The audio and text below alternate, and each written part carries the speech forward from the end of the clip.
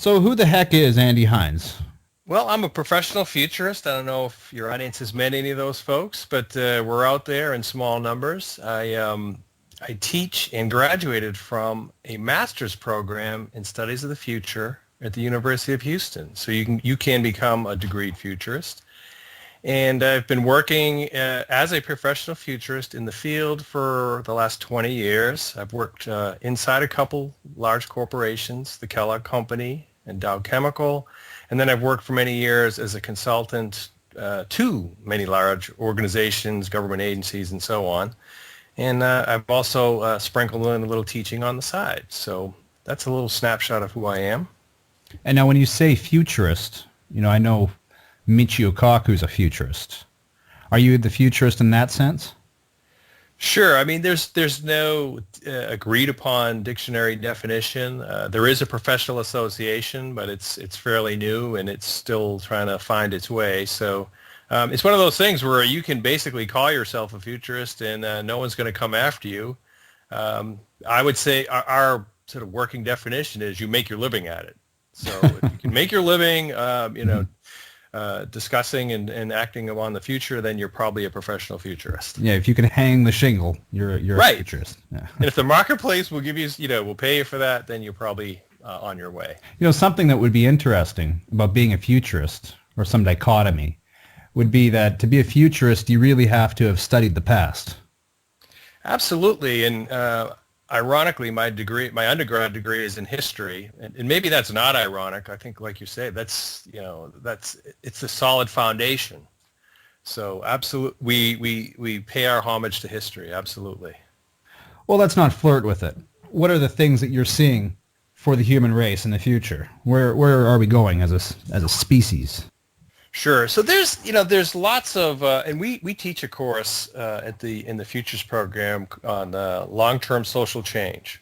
So there's lots of different theories of how society unfolds over time, influence of technology, economy, values, and so there's lots of different influences.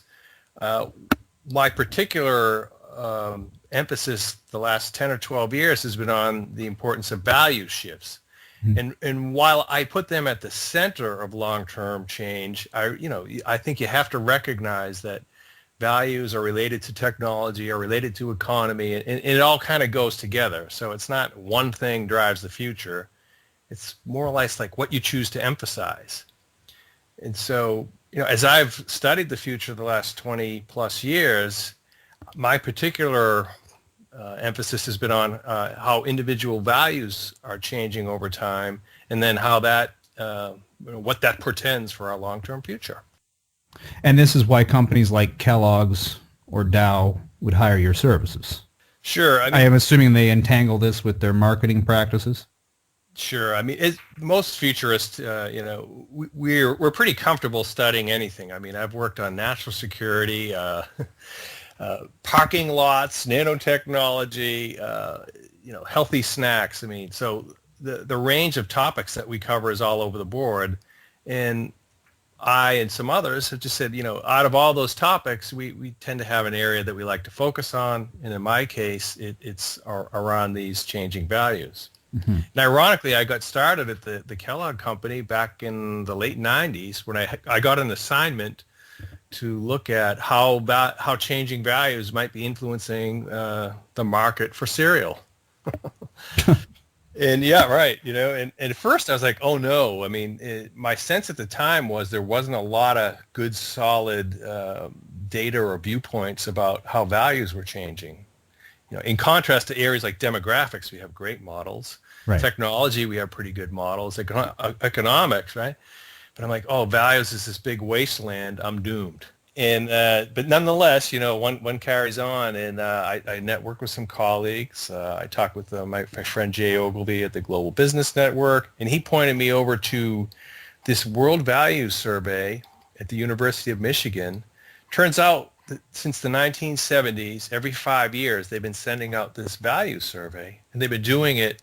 It's now over 100 countries. So there was actually a pretty decent source of long-term data and values change that, well, at the time I wasn't aware of. I was like, aha, well, maybe this isn't such a bad assignment after all. Yeah, but these weren't expressly regarding cornflakes. Absolutely. No, not at all. And, the viewpoint, the University of Michigan is really interested in how values are influencing political participation. Nonetheless, the data is the data, and you can look at that and interpret it through whatever lens it is that you're looking at. Mm-hmm. So in my case, I was looking really at, how would this influence consumption trends? And, it turns out 15 years later, here we are in an era where there's certainly been a ton of interest about, what are the long-term trends in consumption. So I've really been on this journey for quite some time, and it started from cereal, and it's taken a much broader turn. Well, how do you measure the value system, or how do you measure people's values? Yeah, it's a real tricky one because it's a loaded subject, absolutely. And so I'm very careful about how I defined it to try to avoid some of the the preset agenda stuff. Well, let's start this way. What are values? Right. And here's an individual view about what is most important in life that in turn guides decision-making and behavior. So it's prioritization criteria, if you will. If you're about to make an important decision of life, often implicitly, you will bring these values, which are basically preferences, priorities, that help you make those decisions. And so that's the way that it's defined here. And, one of the distinctions we make is with virtues, which, good and bad and right and wrong and all this kind of, which is, obviously very important, but it's a little bit of a different animal. What are people using to make the decisions in their life?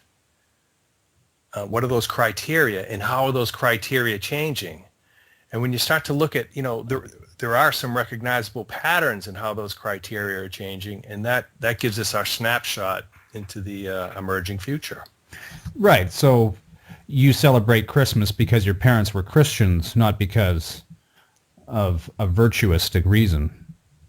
Yeah. So the values kind of go they operate at a very high level. So we have 4 basic types that you can find and measure today and globally.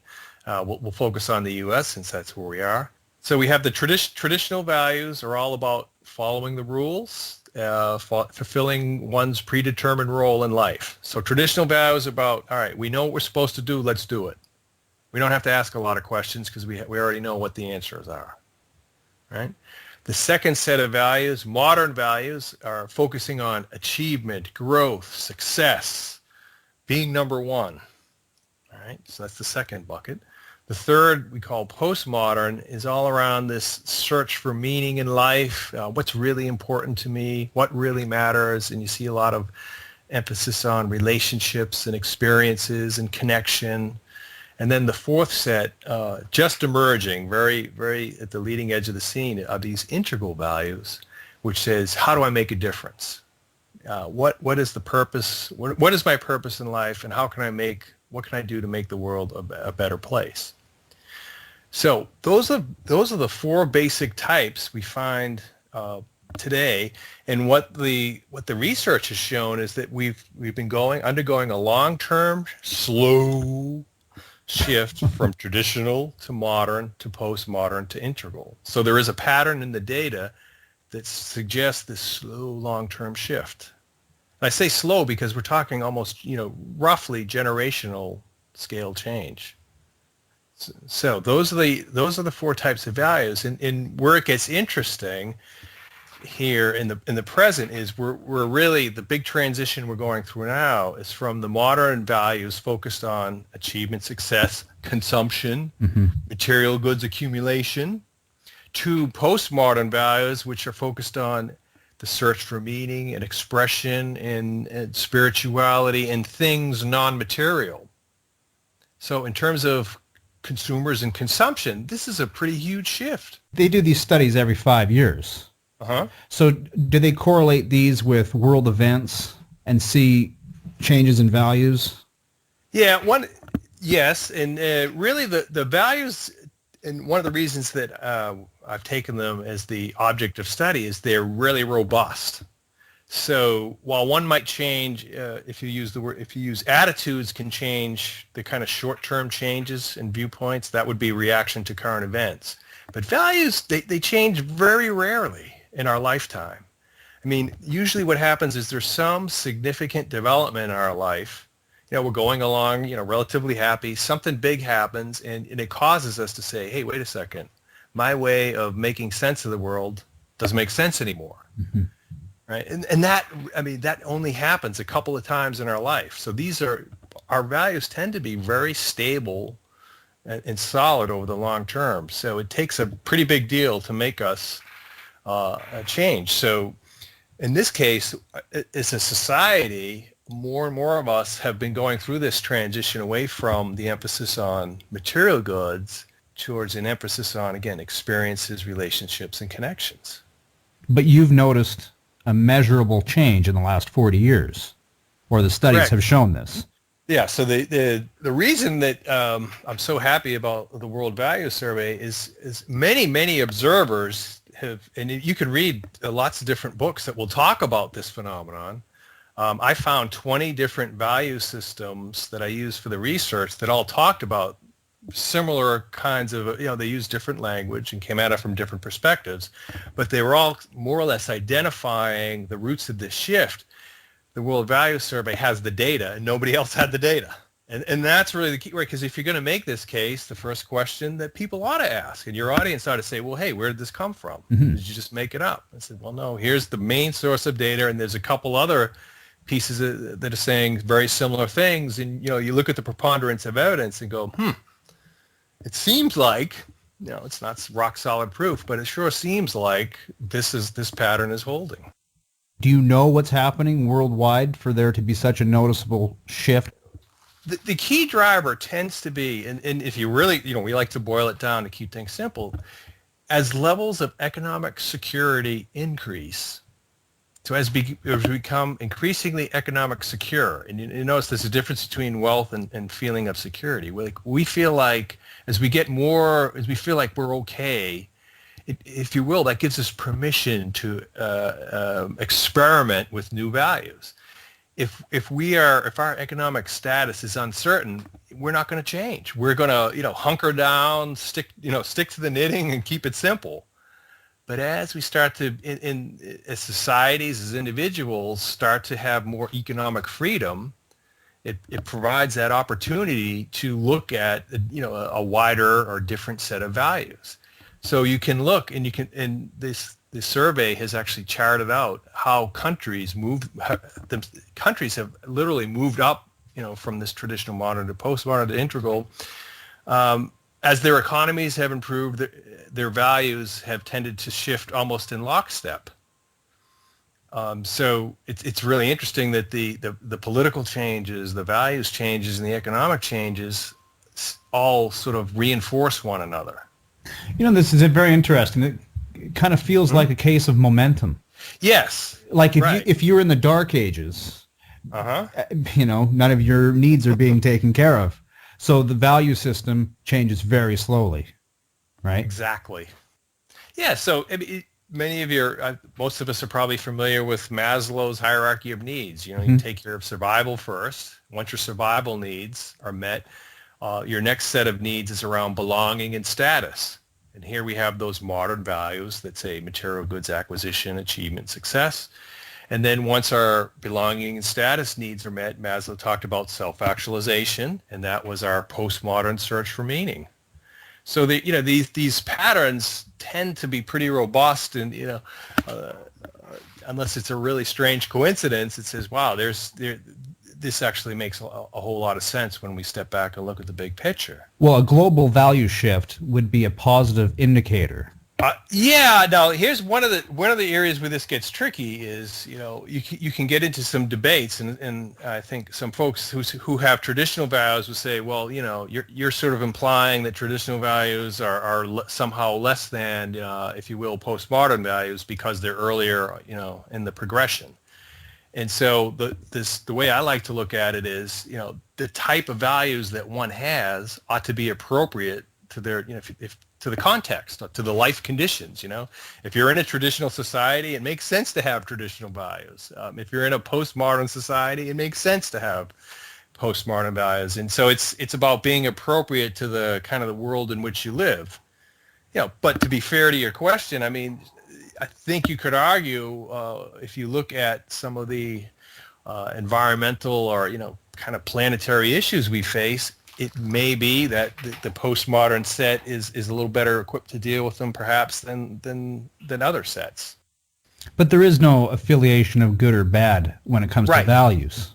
It's a structural pattern, right? Nobody is sort of making this happen. It just tends to be how things evolve. So yeah, there's this sort of long-term momentum. So these changes are operating at a very high level, and it doesn't suggest that the influence of culture doesn't go away. So for instance, if we took self-expression as one of the postmodern values that we see, and we see this in blogs, and I mean, it's a good explanation of social media, if you will. A lot of that's about self-expression. Well, self-expression in the United States is going to be different than self-expression in Europe, is going to be different than self-expression in Japan. We're seeing increased evidence of self-expression in all these areas, but it takes a form that's, if you will, culturally appropriate and relevant. So the good news, I think, is, when I first get into this, I'm like, oh, are we all heading towards one big homogenous global, mush, right? Mm-hmm. And no, it's actually the cultural context is extremely relevant. So even though structurally these changes are similar, how they get expressed still, if you will, culture still matters. Well, what is culture? Is culture not just a deeply rooted value system? Right, exactly. But, it's how, it's sort of the how. How do we do this? That is different than how somebody else. Right. So it's a context. It's a wrapper around these structural changes that are taking place. And I was thinking about my friend Jacques Fresco, who of course is the founder of the Venus Project, and he would say that culture, values are one and the same, and that every social problem would come down to a value system. What's your opinion on this? Sure, and I'm familiar with Jacques' work, and he's certainly well regarded in futurist circles for doing some really pioneering work, and it's kind of refreshing to hear that he sees the importance of values. So I think it is important to say that you can take the perspective that values is the way we understand the future, as long as we keep in mind that it's one of many influences, but an important one. And I think many folks are saying, as we look at some of the global problems ahead, international cooperation, just on political matters, on environmental issues, economic issues, really, one of the key challenges is can we align, as individuals, can we get our values and cultures to be able to talk and work with one another? So you could argue that it's one of the key things to understanding how the future is going to unfold. Well, Andy, we live in a world of corporatocracy, of polarizing interests. Now, values can be shifted. They can be manipulated. Oh, absolutely. You think about it as children. I mean, it's certainly not, I wouldn't use the sinister term manipulation, but as children, we're pretty much at the mercy of our parents and, our immediate peers in terms of the values we have growing up. It's not until our cognitive development has taken place and we start to mature that we make decisions for ourselves. And there are just a myriad of influences, groups and individuals who are, kind of beating on us, if you will, to take their values, right? There are professional ethics. There are organizational, corporate values that we might have, organizational values. There are political parties that are trying to get us to believe a certain thing. Many of us have heard of the influence of generations, the Gen X, the generation people trying to influence us in a certain direction, religious groups, spiritual groups. I mean, so the list goes on, and this is one of the for us as for individuals, we have to kind of sort through all these influences and say, what is it that's me? And as I suggested at the beginning, a lot of the times we're not even aware of our values. So I think your point that there are lots of influences and we may not even be aware of our values, I think that's a very, very relevant point. Well, are we born, a blank slate? That's the sort of timeless debate, and I certainly didn't find the answer to that.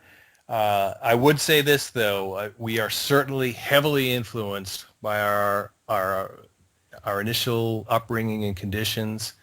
And when we I mentioned earlier the point about that feeling of economic, or if you will, existence security. How we feel in our childhood really does influence the decisions that we're going to make as adults. So whether we start as a blank slate or not, I mean, it's clear that our early years are hugely influential. Now, we can make changes, and we do make changes, but those early years are hugely influential. Well, every generation tends to bitch about the previous generation's value system, right? Yeah, and there are the very natural course corrections that take place, if you will. Each generation, if you take the perspective of generations, each generation kind of corrects the excesses or the mistakes of the one before. Mm-hmm. Latchkey children, when latchkey children become parents, they become what we often refer to as helicopter parents that are hovering around and watching their child's every move, right? We'd like to find a happy medium, but typically what does happen is there is this, often dramatic course correction. Well, that's very interesting. That would create cycles, of course. Right. And now if you look at how people's values or the culture is changing over time, you can look at it through the lens of generations, and they have a viewpoint of how that takes place, how each generation corrects for the one before it. And again, the interesting point that I found in this research is most of these different takes or different perspectives end up telling a very similar story, but just coming at it from different angles. So I think that, in terms of, what does this mean for the long-term future? I think we do see, let's say about 25% of U.S. consumers, or people, otherwise known as people, are adhering to these, let's say their primary values orientation is postmodern. So right around a quarter of the population now is in this, if you will, less consumption, more material, more experiential, more spiritual kind of mode. And I think that has a huge influence not only for, how our economy operates, but for, how we use resources, how we resolve issues politically. So I think that's the crux of why we look into these changes, because it's going to influence how the future evolves. What is hindsight? It's my consulting, the consulting arm of the work I've been doing. So, as I mentioned, the base of the values work came at the Kellogg Company, and I refined it further over at Dow Chemical, and then in our consulting practice. So one of the other interesting elements of all this is we've used the values shift model with hundreds of organizations, and they get it pretty quick. I mean, it takes 10 or 15 minutes to lay out the theory and and they can intuitively they can kind of put their own customer set, like, oh yeah, that's this one and that's this one. Mm-hmm. So the ideas have really, they've been tested pretty thoroughly over the last 15 or so years. And I finally last year went and said, all right, I'm going to write this all down and put it in a book and spend some time talking about it. So how does it work? Let's say I'm a car manufacturer, and I call up Andy Hines. That's you. Yes, sir. Yes. And I say, yeah, I want you to work for me. What can you offer? Well, there's lots of ways we can look at the future, for sure. Like I said, we can go through many different lenses, but since we're on this values topic, let's stick with it. And we might talk about, how would, if you will, the emergence of postmodern consumers change the nature of automobile ownership? Well, a couple things that come to mind. One, and we, believe me, myself and lots of other firms have been talking about this for years, that one obvious thing you could see was the emergence of small fuel efficient vehicles. I mean, we've been preaching that for the last 10 or 20 years, that you could see that these consumers were not going to want the big, if you will, the big SUV, Hummer, status symbol type vehicles. They were going to look at practical, sensible, environmental friendly vehicles. So that would be one kind of thing that we might work with. Another sort of, even at the leading edge of that, is we see a kind of a weak signal trend towards consumers being less concerned with ownership and more open to sharing, whether it's time sharing or leasing or co-ops or whatever it might be. That we see this sort of long-term trend towards, do I really need to own this, or can I just use it when I need it? Again, huge influence if you're somebody whose business model is about selling units to people. So those might be a couple ways that we would just talk to the car maker and say, here's some trends that in the long-term future you need to be thinking about. Now, are they using your information to understand the client, to control the client, or is it simply all about profits? Well, I think there's a range of clients. Most of the time, I would say most of them are just trying to understand what the heck is going on out here. And we've certainly seen that in the last 5 years or so. Like, our customers aren't behaving like they used to behave. We don't get it anymore. Help us understand. And so what this, this simple model does is it gives any organization, whether it's, we've used this for government agencies with with one of the, I don't want to name one of the big agencies that deals with large clientele, and just gave them a little segmentation to say, here's how your core customer groups are evolving over time. And then, can we redesign how we interact with those new customers? Very simple example would be, maybe this 450-page, 5-pound user's guide that we're mailing to people every year isn't the way future generations are going to process information, right? Sometimes it's very simple stuff, but nonetheless, that's kind of what we help them sort of understand the rationale. Like, here's why you need to be thinking about these changes. Here's what's coming. Here are their preferences. And then, of course, here's some advice that we can give you on how to deal with that. So we try not to leave them hanging out to dry. Now, when you say you work with the government, you don't necessarily work with political parties. Not too much on personally. I've never worked with a campaign. I know there are some that have, but not a lot. It's more on the, if you will, the civil service side, because if you think about it, it's the civil service that has more of a they're there longer, and they have the ability to plan for a longer term future than the political parties. It turns around so quick that there's almost what's the point of looking at the future when after 3 months in office you're already planning for the next election. Yeah, that's absolutely true. Right. So why aren't guys like you in government? Well, yeah, there are some of us for sure. There are futurists that work, if you will, hidden in the bowels of the ongoing bureaucracy or civil service. But in terms of the actual political party, there's just not a lot of demand there. It's just so focused on the next cycle. Let's talk about some of the models for the economic future. Absolutely, and I think we can tie in our earlier conversation as well, because we can look at how value shifts are part of the emerging economic future. But one of the things that we've used with clients, I think, is really helpful is, as we call them, the 4 archetypes of how the future might unfold. They're almost like mini scenarios or mini snapshots of the future. So the first one is, we call it continuation. It's very simple. That if you think back to the life before the Great Recession, right? So we're in the midst of this Great Recession, of course.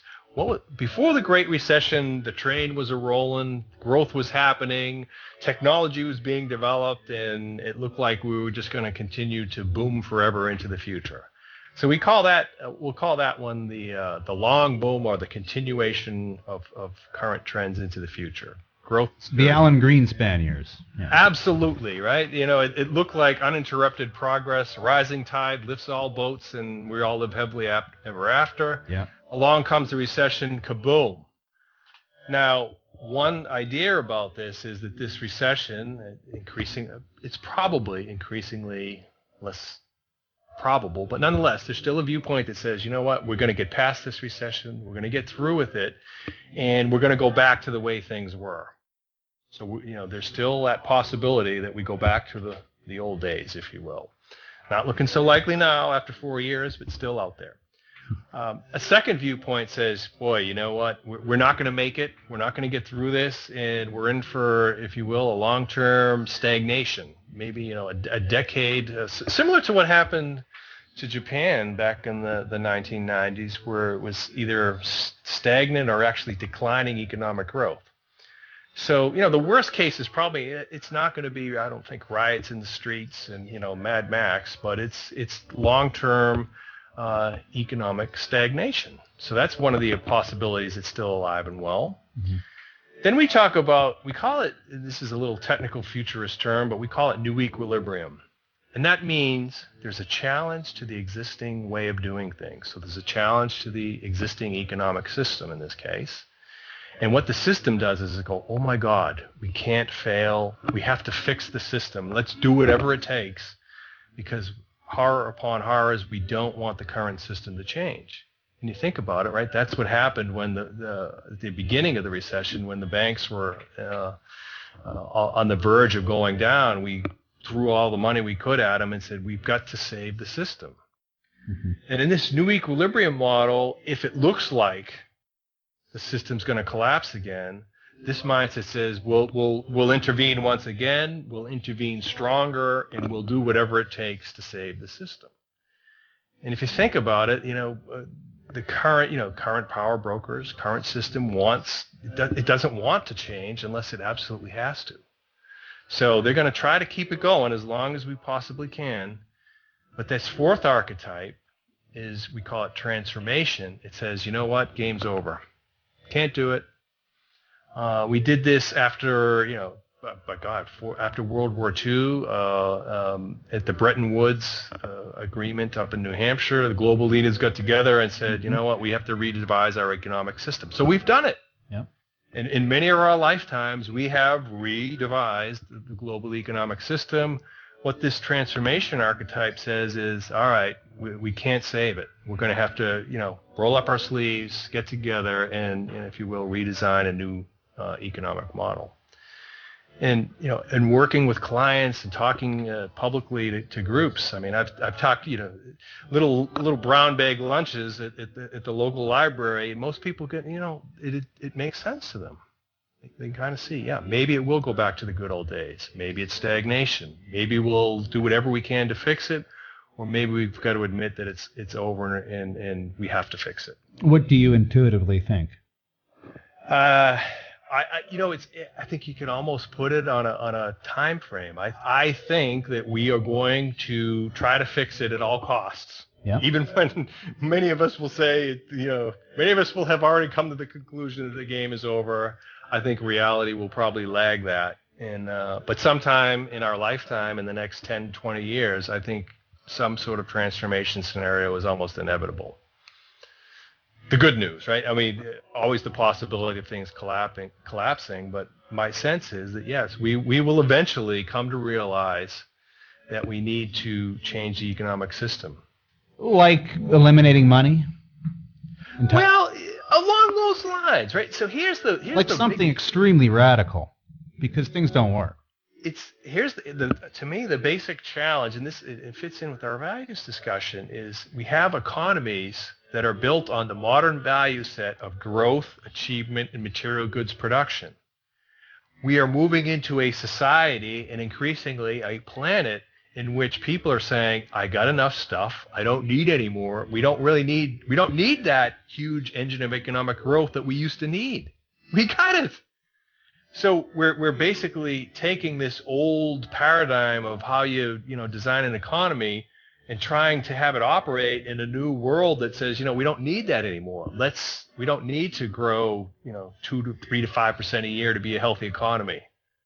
We don't need it. We've got enough stuff. So all these efforts to stimulate the economy and make it grow, I think, are missing the fact that most of us are saying, please, back. We've got what we need.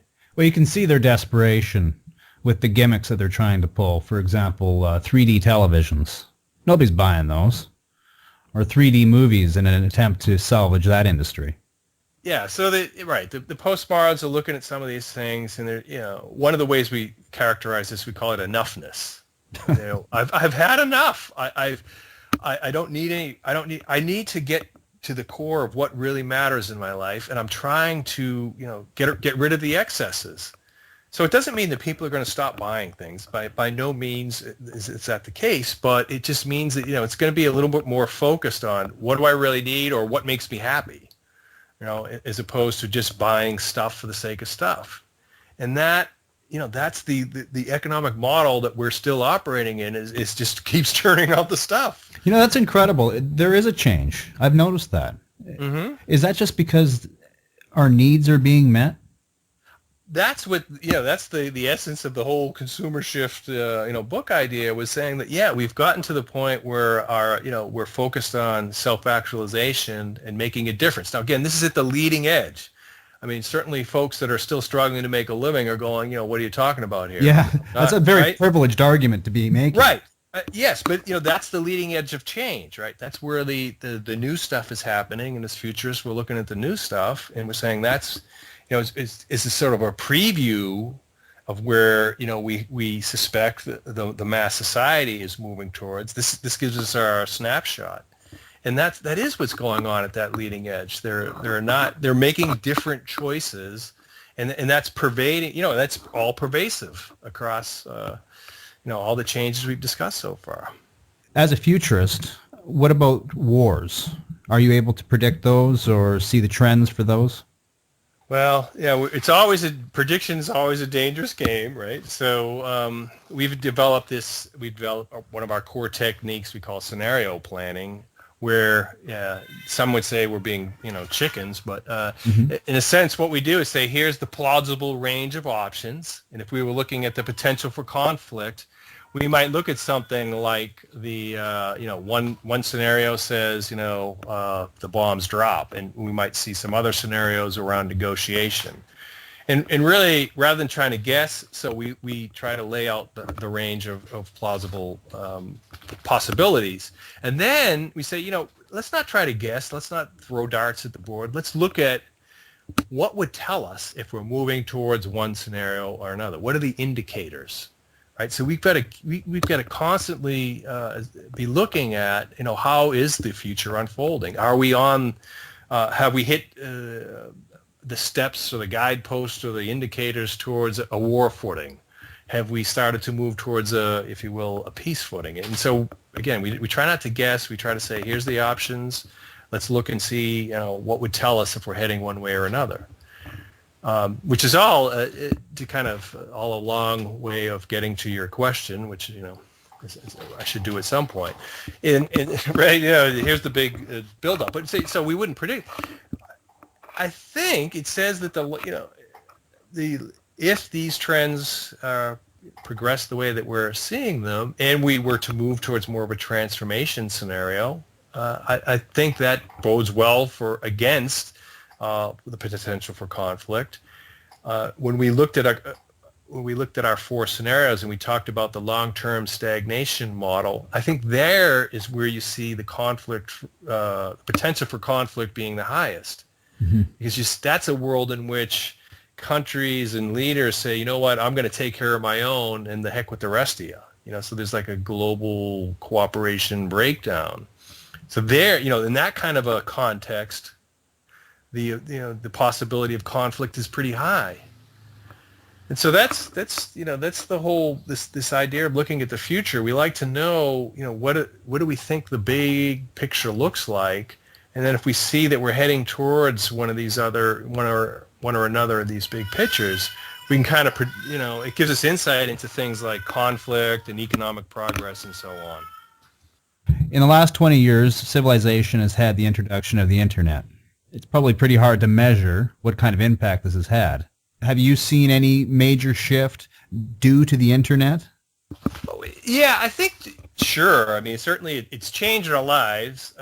Maybe not as much as some of the hypesters would have you believe, because, I mean, we still get up and brush our teeth and things like that. I mean, daily life is still recognizable, even though it's subtly quite different. Mm-hmm. I think what technology does in terms of the values is it accelerates the pace at which the shift is happening. So if you think about human history, most of human history, traditional values have been dominant. For most of history, people were born into a class, fulfilled their roles, did what they were supposed to do, and got their reward in the next life. It's only with the emergence of the Industrial Revolution a couple centuries ago that we even challenged the whole civilization's traditional notion of values. Postmodern values have only emerged in the last generation or so, 30, 40 years ago. So the pace at which change has been taking place has certainly, greatly accelerated. And if you had to say, what's the single biggest accelerator, I would absolutely put the internet and web and now social media as the key driver of that. I mean, ideas travel so quickly. If we think about societies that have traditionally been closed to the outside world, and all of a sudden the internet comes along and brings information about a world that is probably much different than they were taught. So if we look at some of the former, communist bloc countries, what happens when the internet comes is, this realization that, wow, things are different than we thought they were. And and particularly in the case of China, as they have, even though they've tried to at various times shut down the flow, the aspirations of that country have just gone through the roof. I mean, they want to be successful, prosperous, status-achieving, luxury-owning people that, which just a generation ago, before the internet and before they were opening up to the outside world, would have been completely unthinkable. So that's a huge. That's scary, though. Right. Now, right. That I think does bring up one of the interesting issues of the future is it not just China, but all the emerging markets. Yeah, India. Yeah.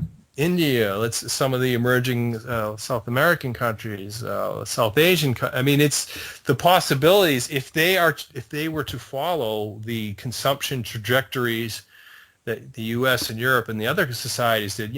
It's going to be, it could be cataclysmic. I mean, people have run the models and said we literally can't do it.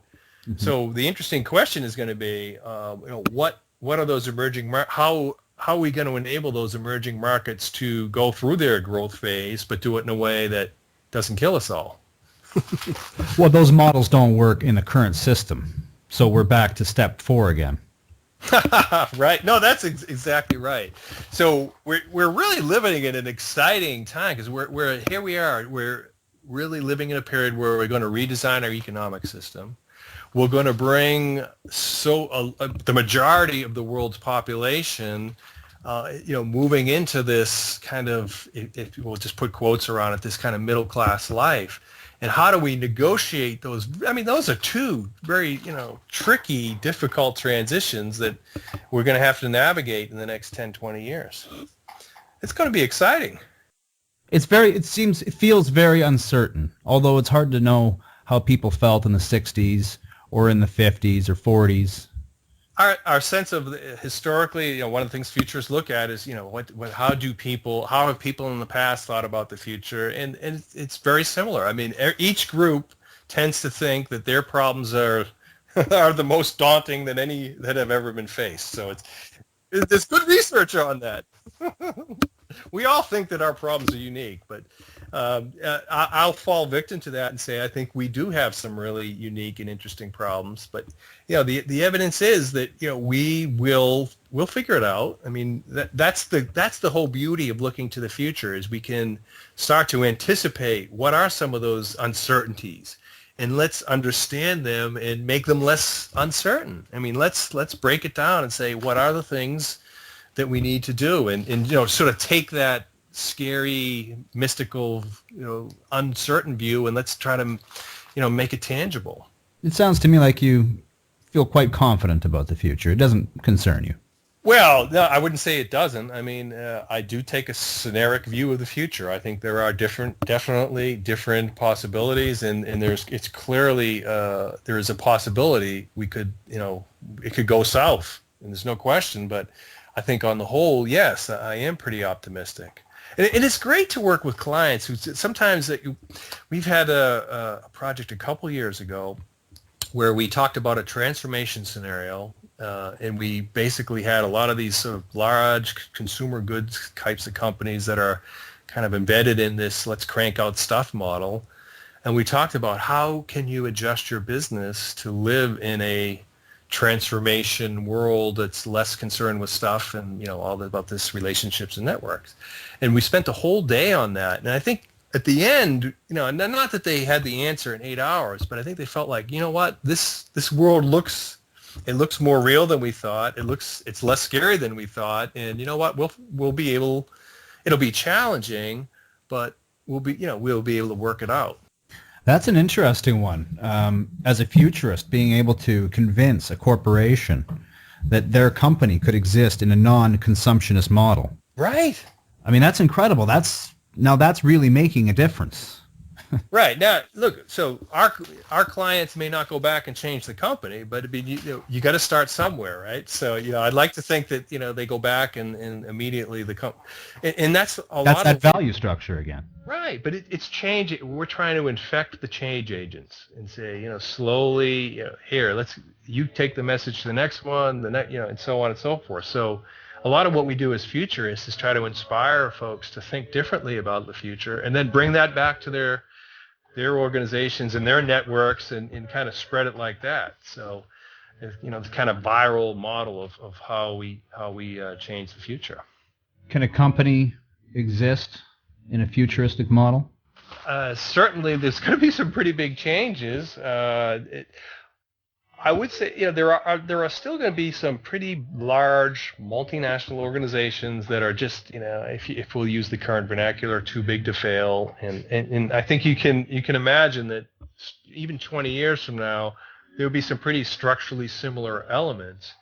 But if you say, where's all the interesting stuff happening? It's the small and maybe medium-sized company level where that small scale is where the innovative change happens, the creative change happens, and all the dynamism and growth and exciting stuff is really going to be probably happening more at that smaller scale. And it just makes sense, right? I mean, it's, if you're a giant, you really, what they say, giants can't really dance, right? I mean, giants they're by their nature, they're not going to move very quickly. Well, this is what small speculative companies are about. Right. And so that's right now, in a lot of what we do when we work with our big companies is, look, here's some signals. It's not, it's not the proof that the future's here, but here's some examples of small experiments, small companies, nonprofits, and whatever it might be. And we're always looking for small scale examples and saying, that gives you a sense of what the future's going to look like. In the beginning, everyone's like, it's too small, blah, blah, blah, not irrelevant, not going to. But, our experience is that that's where it starts, right? It starts at a small scale, and then, it takes time to build. So we're always looking for, what are those interesting experiments on the fringe, because they're the seeds of the mainstream of the future. We'll be back in 2 minutes after the turn with Andy Hines. Andy, let's talk about some of your books. You've written a few books over the last 10 years, starting with Thinking About the Future, Guidelines for Strategic Foresight. Which is a very sort of complicated title for saying, here's how it was hard to say that. And so what we did there, so this came out, we colleague at the University of Houston's master's program in future studies. We just said, what are the basic things that a futurist does? Because people always ask us, like, how do you do this stuff? And so we said there are really 6 things we do. We call it, the first thing we call framing. What's the problem? right? In a nutshell. Then the second thing we do is we scan our scanning. We look for signals of change. What's changing out there? All right, so we frame the problem. We scan for the signals of change. Then we forecast. Forecasting. We said, all right, how are all these signals of change going to come together into the future? What might it look like? Let's paint a picture or pictures of the future. That's forecasting. Then we say, well, all right, so now we have these pictures of the future. So what? Then, so step 4 is visioning, saying that, you know, if this is what the future is going to look like, where do we fit? Where do we want to be? Who do we want to be? How do we want to be? So what's our vision of the future? Then after that, once we have our vision, here's where we want to be in the future. How do we get there? Step 5, planning. So we've envisioned our preferred future. We've planned for it. And then the final step is acting, making it happen. So basically, the book takes that framework of, you know, here's the things we do as futurists, and says, you know, here are the guidelines that one would follow if one was tasked. If you were tasked with help us develop a plan, you know, the boss comes and says, give us some assistance on a 5-year plan. You go to that chapter and it gives you the guidelines for how to do that. So it's kind of like I don't want to say cookbook, but maybe that works. So when you're projecting the future, I noticed that you don't say it's going to definitely be this.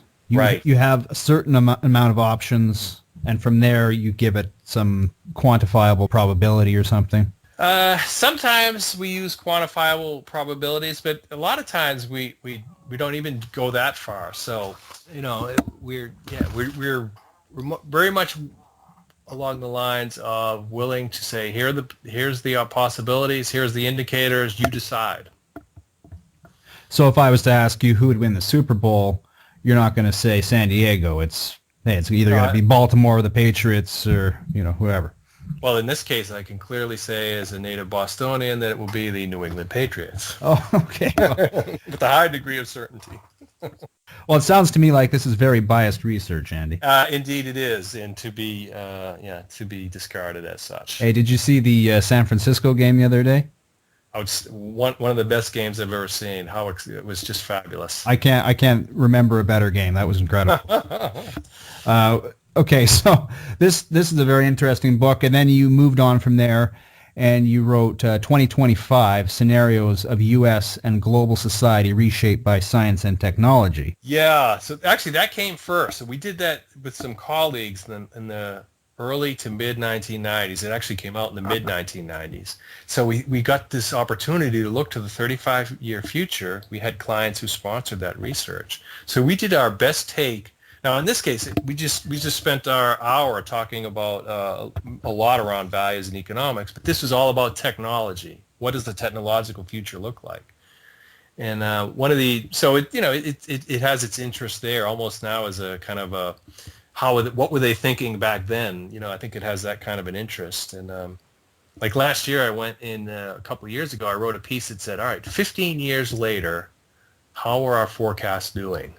Does it look like we were getting it right or wrong, and so forth? And went back and myself and some colleagues evaluated some of those forecasts. And what we found was about 2/3 of them seemed to be, with a little luck and maybe some prayer, seemed to be pretty well tracking. So 2 out of 3 seemed to be pretty well. And then, 1 out of 3 seemed to be off. And the way we missed them... The flying car. Yeah, we were right on that one.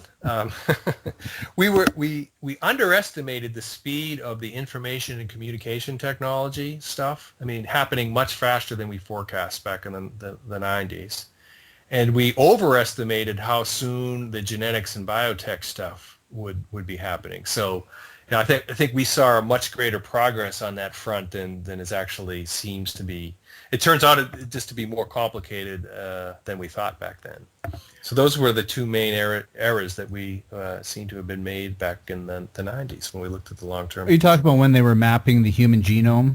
Yeah, right. I mean, that happened faster than even... Yeah, and we turned out to be a whole lot simpler than we thought. Yeah, it's like it didn't... we thought that was going to give us the answers, and it really, I mean, if you will, it gave us the questions. So now the hard work starts, it turns out, right? So even though we met the grand challenge, it turned out to be a little more complicated than we thought. And even at the time, we knew that that was going to be the case, but it's still even more complicated than we anticipated.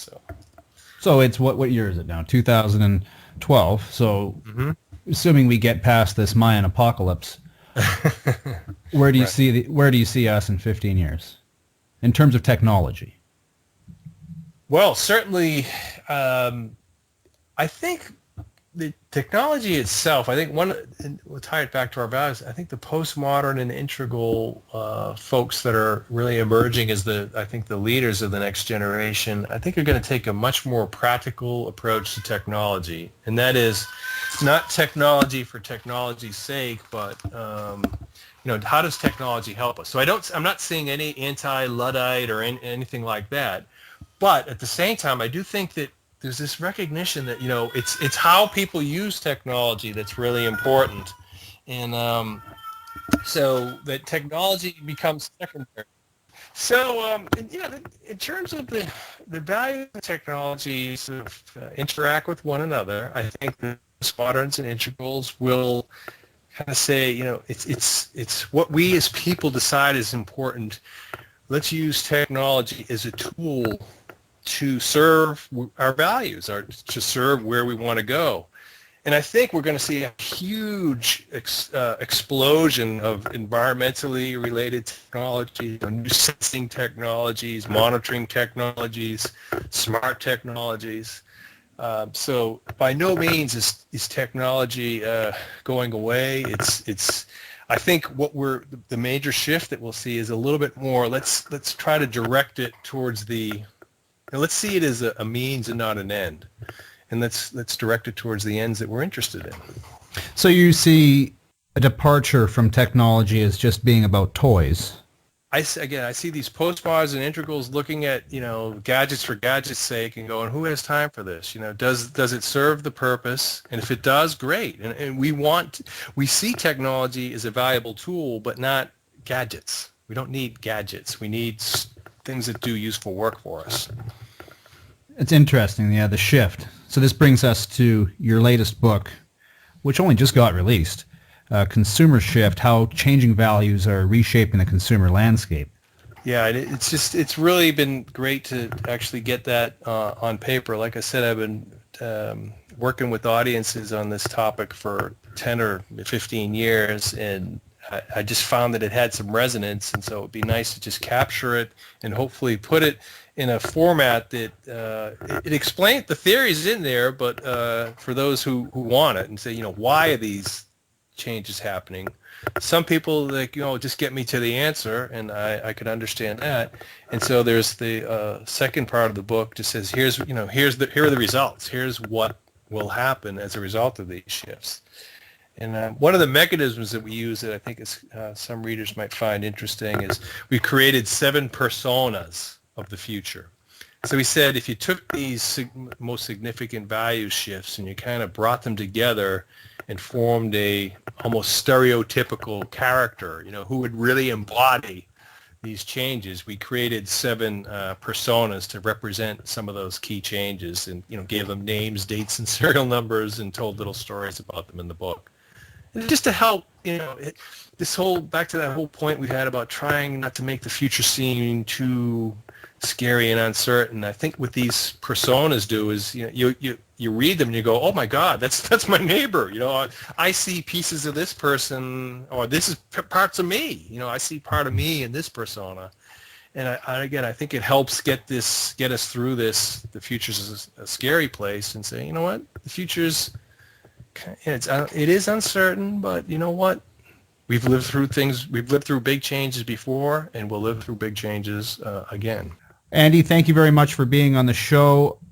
Anyone listening to this program should check out Andy Hines' website. That's www.andyhindsight.com. That's HINES site.com. Or, no, it's not. It's HINESIGHT.com? Yes. Okay, one S. So, Andy, thank you very much for being on the program.